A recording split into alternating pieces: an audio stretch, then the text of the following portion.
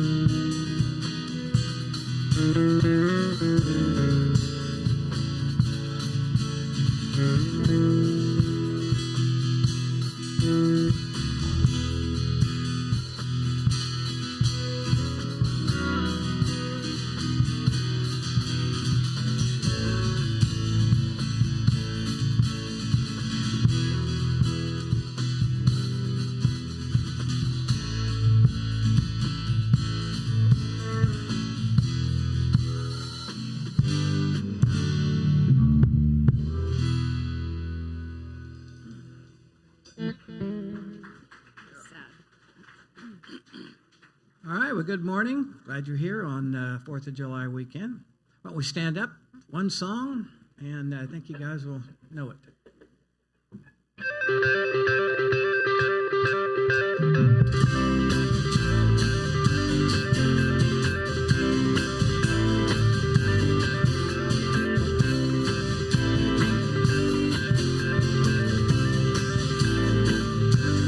Casting my cares aside, my past behind, setting my heart and mind on you, Jesus. I'm reaching my hand to yours, even there's so much more, knowing that all you have in store for me is good. It's good. Today is the day you have made. I will rejoice and be glad in it. Today is the day you have made. I will rejoice and be glad in it. I don't worry about tomorrow, trusting in what you say. Today is the day.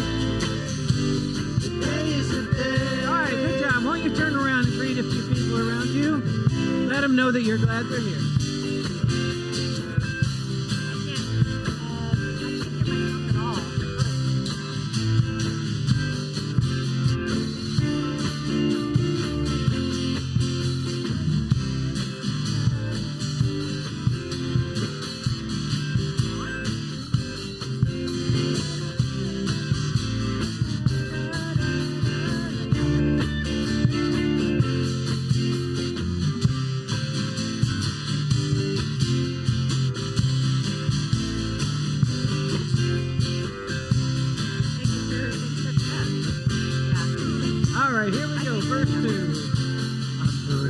Fears aside, leaving my doubts behind, giving my hopes and dreams to you, Jesus. Reaching my hand to yours, believing there's so much more, knowing that all you have in store for me is good, is good. Today is the day you have made. I will rejoice and be glad in it. Today is the day you have made. I will rejoice and be glad in it. I won't worry about tomorrow, believing what you say. Today is the day. Today is the day.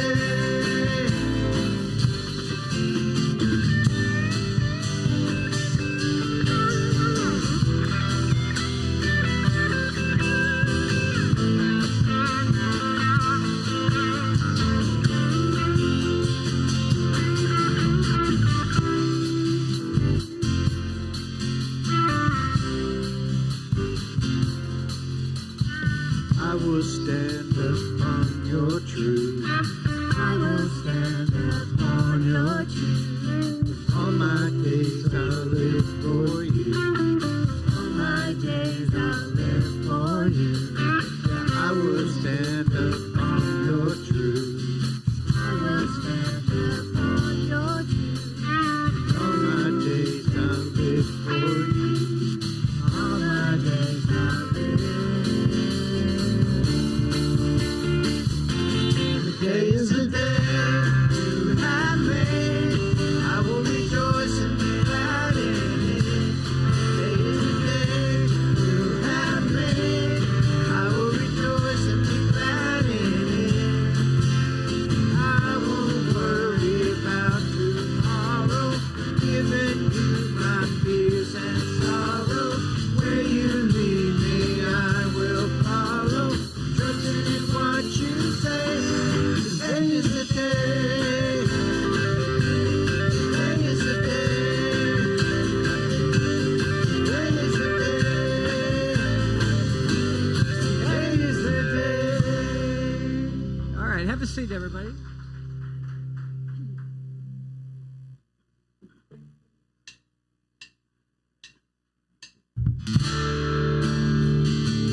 I don't know how many of you are like me, that you feel closer to God when you're out in nature, you know, you're out in creation, you feel closer to God, and that's what this song here is about.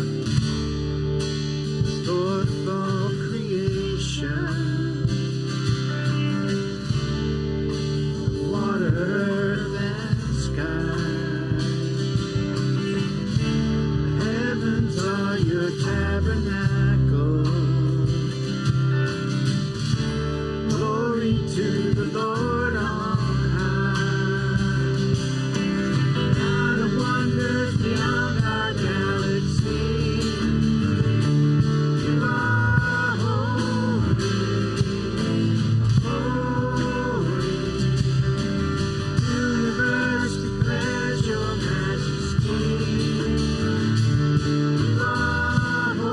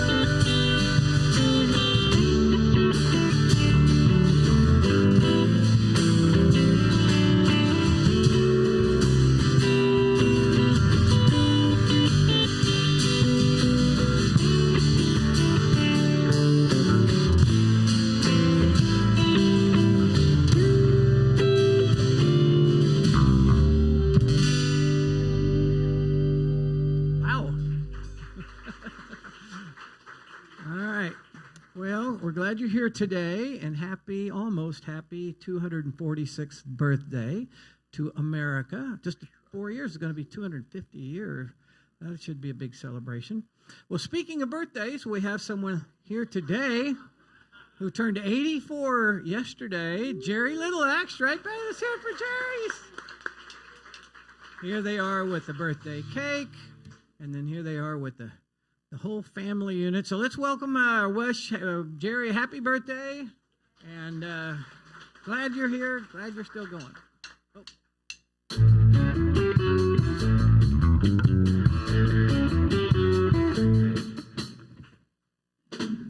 That was kind of a short version there. We got a lot of songs. We had a lot of songs there. Well, speaking of birthdays, you know, the kind that end with 0 are kind of scary, you know, because like, you know, even when you turn 30, it's like, oh, I'm so old, and 40 and whatever. Well, we have someone today who also had a birthday yesterday, turned 70, Miss Donna Lee, right over here.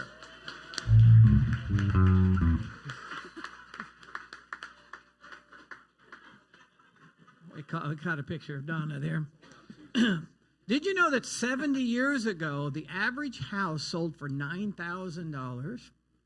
And you could buy a gallon of gas for 20 cents and a postage stamp for 3 cents in 1952. There are some other people that you probably have heard of who were born the same year that Donna Lee was born. There's Liam Neeson. There's John Goodman. There's Donna's role model, Rosie O'Donnell. John Mellencamp, singer, also a singer, George Strait. Bruce Springsteen, Dan Aykroyd, Jeff Goldblum, and Donna Lee. And as they say age is just a number. In Donna's case, it's just a very high number.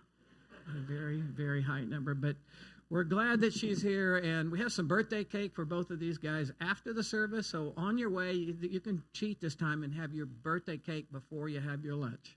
All right? So grab some on the way out. And one of Donna's favorite songs we're going to do right now. And she wanted to do it at a Wednesday night service, and then we had to cancel it because of a tornado or something like that. I can't remember what happened, a hailstorm. But we're going to do it today, and it comes straight out of the Bible from Psalm 100. It has a girl's part and a guy's part, and we'll kind of show you how it goes.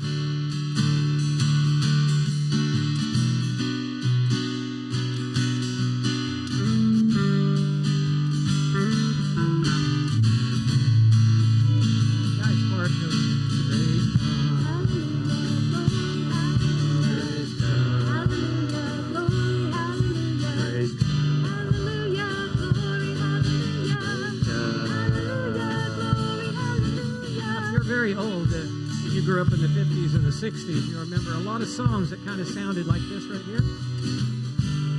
We thought we'd sing a couple of them for you for no reason. One of them goes, here's my story, sad but true. It's about a girl I once knew.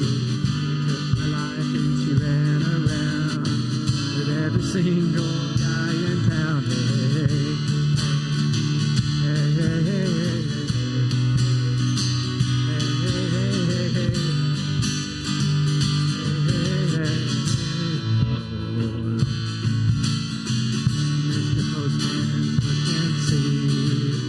Letter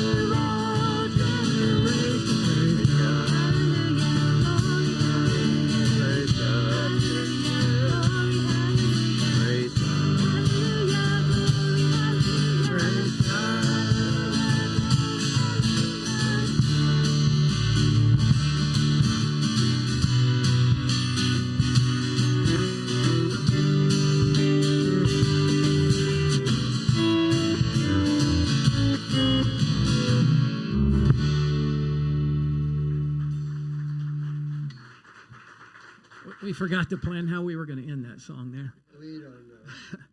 Well, during the next song, we're going to take the offering, and the kids are going to go out to kids' church and so forth. Have you ever wondered why we sing and have music in church? I mean, we don't play sports in church. There's a lot of things we don't do in church. We don't usually eat in church, but almost all churches have music, right? Well, apparently, music is really important to God. 26 times in the Bible, musical instruments are mentioned. The word music is in there 106 times, and singing or song is in there 174 times.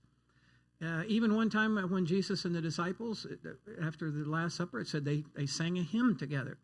So it's been going on for a really long time, and we sing a lot of songs. And today we're doing a worship on the weekend, which is kind of taking our regular Wednesday night service and bringing it here on Sunday for those of you who can't come or maybe haven't come. And it's also an opportunity for you to take communion, which is really good and really important. So we're glad you're here today, even on the 4th of July weekend. I don't know if you have plans to be gone tomorrow, but I'm glad you're here today. And maybe some of these songs will be less familiar to you, but they're all real easy, I think, to pick up on. And the words are up on the screen, karaoke style. And the words are, a lot of these words are really important because they give us they help us to put our thoughts and our feelings or fears or doubts into words, right? And almost all of these songs are also prayers to God. We're not just singing to each other or we're singing words to God. And so I hope you'll think about that. And this song we're going to do right now during the offering is a song that reminds us of how many good things God's done in our life and that we should be thankful and show gratitude. So as we do the song, we're going to take the offering. The kids are going to go out.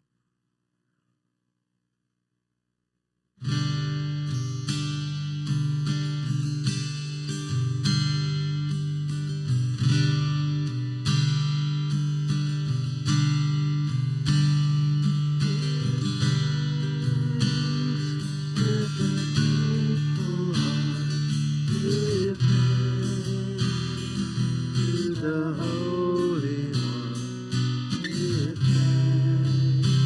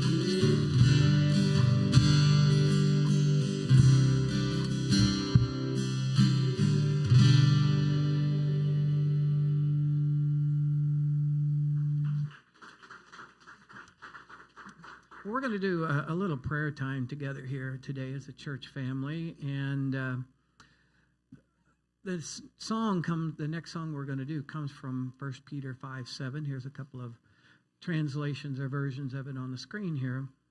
And as I mentioned, most of our songs are prayers to God. So think about that as you sing these words. Think about this as a way of putting your thoughts, your feelings into words and prayer.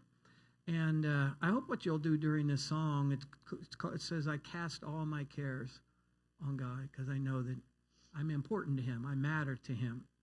And I want to thank you guys for praying for Jana's dad. Jana's here today, finally. She's been gone just a lot, but she's been back the last week and may be here for a few more days, and she'll have to go back. But anyway, we appreciate your prayers. And but, you have your own concerns. You have your own things that maybe you could bring to God as we sing this song, and then we'll have a short prayer time together.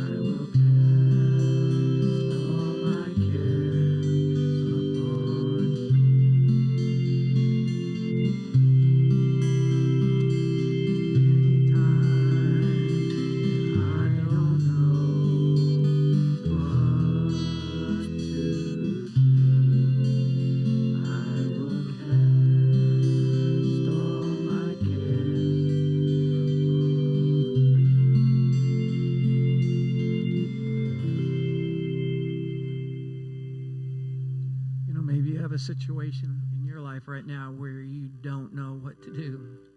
You're not sure how to solve it. You don't know what the answer is. That's the kind of thing that this verse is talking about. Maybe you know exactly what it is, what the issue is, and you want to bring that to God today. So let's just have a moment just between you and God where you can pray about whatever is on your heart, and then we'll go forward.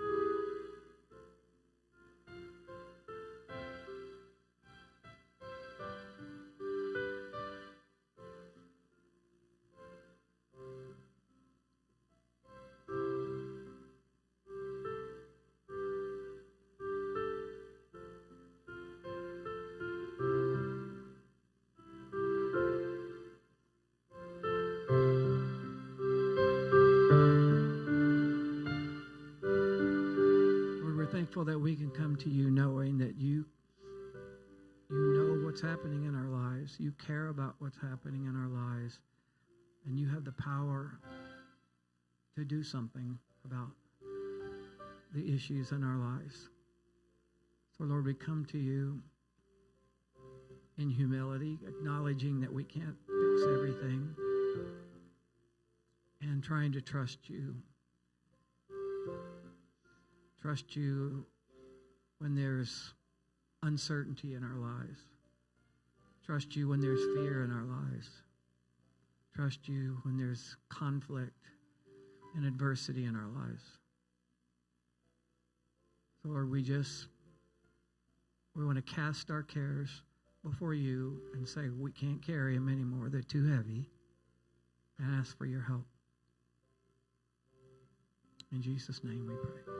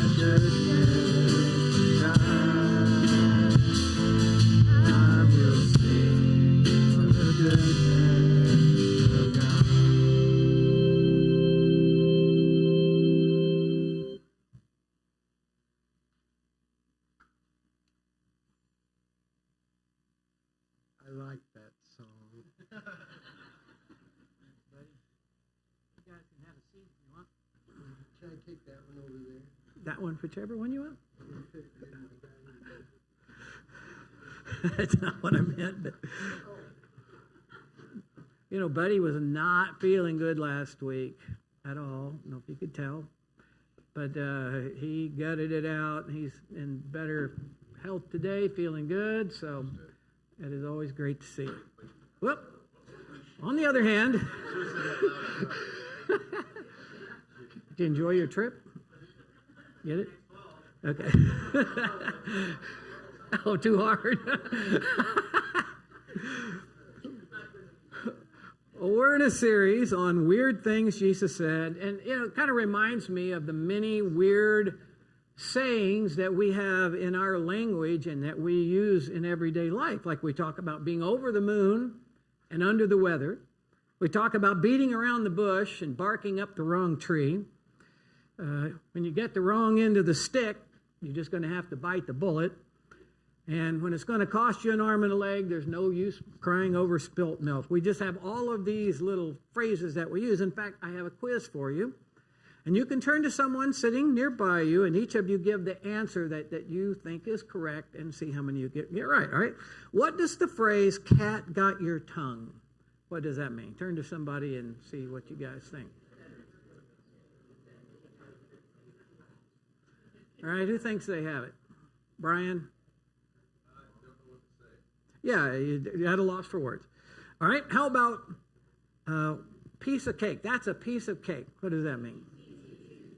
You guys are supposed to say it to each other, but that one was a piece of cake. That was too easy. What does it mean to steal someone's thunder? Tell somebody what you think that means.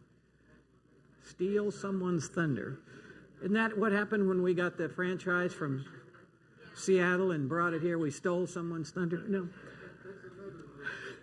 Okay, what does steal someone's thunder mean? Outshine. Take credit for somebody else. All right, that's a sight for sore eyes. What does that mean? Talk amongst yourselves. Oh, you guys are talking amongst yourselves. It means you're a hottie? I don't think it means that. I hope not, because I've said that when I haven't seen my in-laws in a long time. So, yeah, it means I think it means you haven't seen somebody for a while, maybe. How about paint the town red? What does that mean?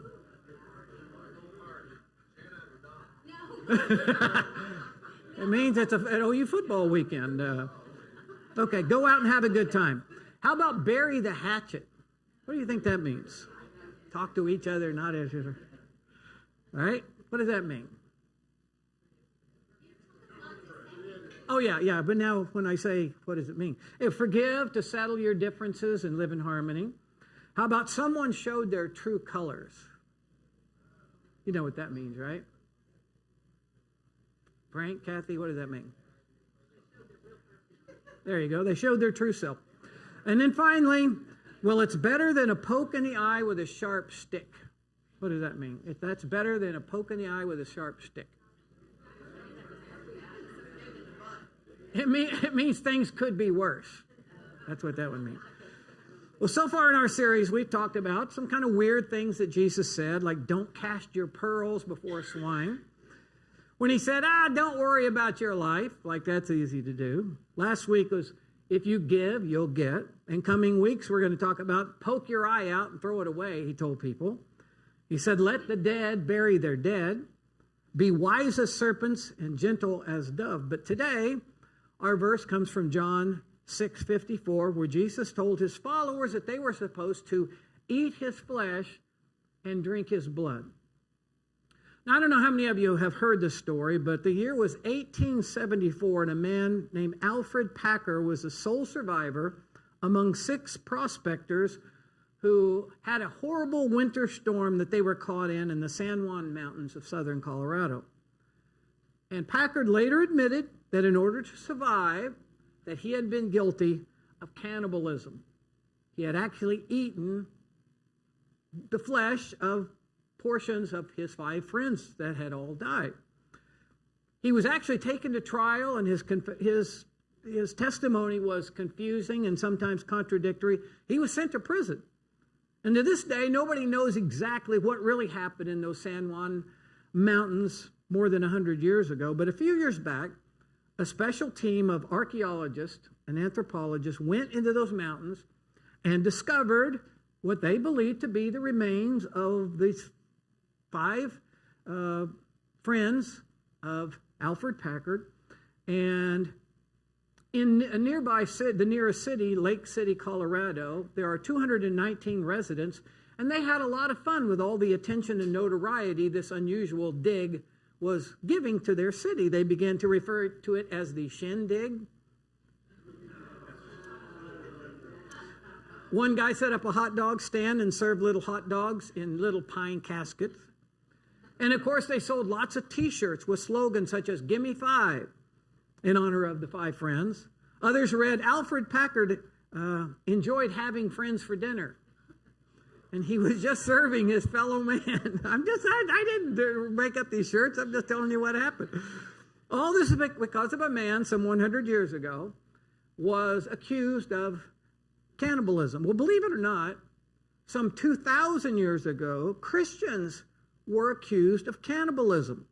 And not just a divergent sect of Christians here or there, but throughout the Roman Empire, there was a belief that Christians were cannibals because these mysterious people who followed this guy who supposedly rose from the dead spoke of eating his flesh and drinking the blood of their leader. Now, obviously, back 2,000 years ago, they didn't have a real understanding of communion. Even today, there's, I think, some misunderstandings, even maybe among Christians. But so today, I want to take just a moment, not long, and examine the main text in the Bible that we usually think about when it comes to communion. And it's 1 Corinthians chapter 11.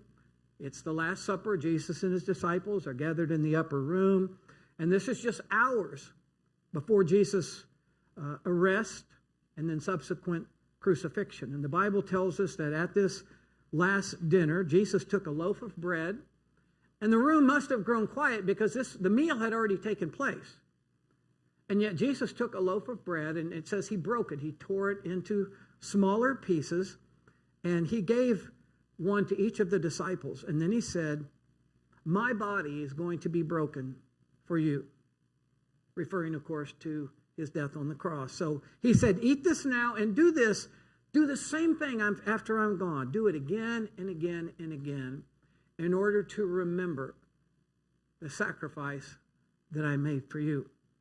Then he took the wine and he poured it out for each disciple, and he looked at them and he said, "My blood is also going to be poured out for you. So drink this now and do the same thing after I'm gone. Do it again and again and again in order to remember the sacrifice that I'm about to make."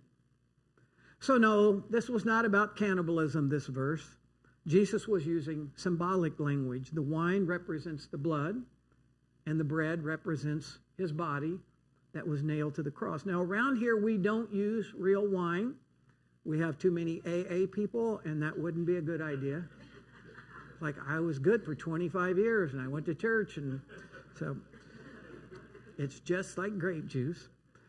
And we're going to pass around these little containers of, juice and what's supposed to be a piece of bread. It doesn't really taste like a piece of bread, but it's kind of like a piece of bread. And you have to peel them both off. It's a little tricky, but we've been doing this since the pandemic, and we have a few more of them left, so we're going to keep doing them like that. Now, you don't have to participate. If you'd rather not for some reason, you can. You don't have to be a member of the church because we don't have membership. Because if we had membership, then when people mess up, we'd have to dismember them.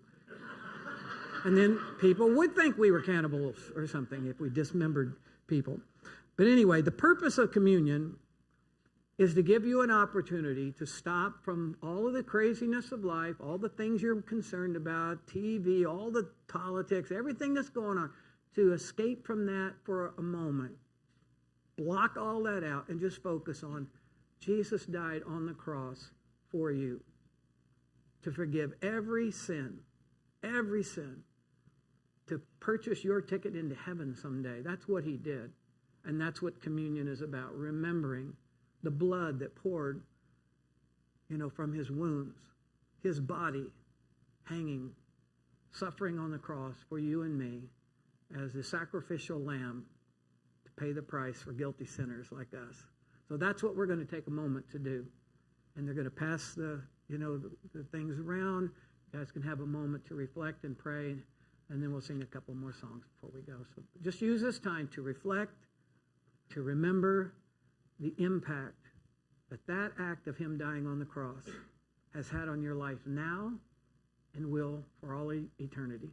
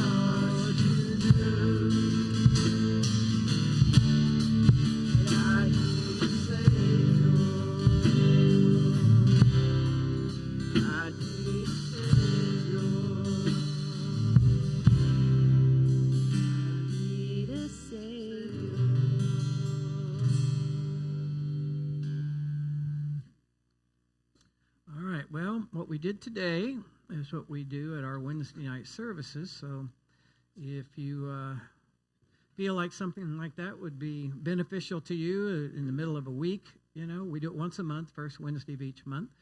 We'll do one on August, I think it's 3rd. So we just do this.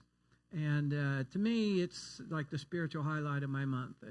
These songs make me feel closer to God, and taking communion is obviously really important. And so if that's something you'd like to do more often, just come to our Wednesday night services when you can.